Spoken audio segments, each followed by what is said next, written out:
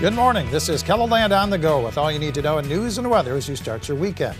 We also have your Boredom Busters coming up. But first, our top story.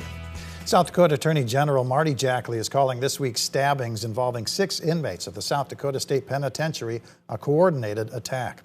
It happened inside of the Jameson Annex Thursday night. 5 of the inmates were taken to the hospital with non-life-threatening injuries. Investigators believe 4 shanks were used in the attack, and they've recovered 3 so far.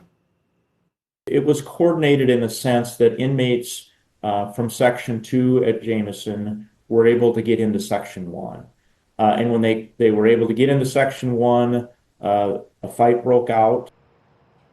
Investigators are still reviewing surveillance video to determine the exact number of inmates involved. The suspect in a deadly Sioux Falls crash is back behind bars. 19-year-old Damian Laureles is charged with manslaughter and vehicular homicide. In April of last year, police say he crashed an SUV into a tree and a house in central Sioux Falls, killing 2 15-year-olds and injuring 5 others. Last month, Laureles was released on $100,000 cash bond. On Friday, he returned to court, and according to online records, his bond was revoked. The Minnehaha County Jail now lists his bond at $300,000. Laureles is scheduled to be back in court next month. A South Dakota lawmaker is responding to the Trump administration's decision allowing 19 soldiers to keep their medals of honor for their actions at Wounded Knee. Secretary of War Pete Hegseth made the announcement Thursday night on social media.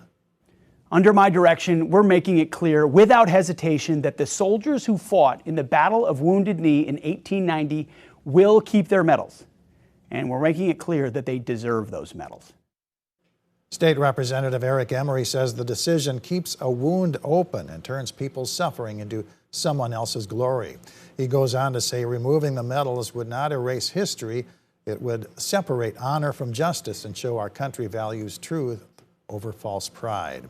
Now, while what happened at Wounded Knee on that day in 1890 is still sometimes described as a battle, historical records show that the U.S. Army killed an estimated 250 Native Americans, including women and children. Local TikTok users are wondering what's next for their favorite app now that the United States will likely have a financial stake in the social media platform.